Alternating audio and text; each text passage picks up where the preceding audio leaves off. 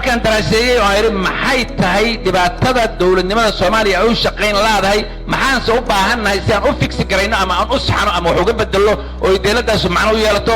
waxa weeyaan qodobada halka ku soo qoray maxaa horeeya dhowrista iyo dhamaystirka dastuurka waayo dastuurku waa bundhiga nidaamka dawliga waa wixii ay bulshada Soomaaliyeed ku heshiisay oo xeerka u ahaa oo qeexayay hay'adaha dawladda awoodda mas'uuliyiinta xilalkaas qabanaysa oo laga minguurinayay shuruucda dalka lagu dhaqayo laakiin nasiib darro waxa abuurmay dhaqan siyaasadeed oo aan dastuurka xagga inta isaga tuura ninka madaxweyne noqdo wuxuu rabo uu subi laaluush u bixiyo ciduu rabo xil u dhiibo ciduu rabo uu mas'uul ka dhigo uu iibi marka dhaqan siyaasadeedka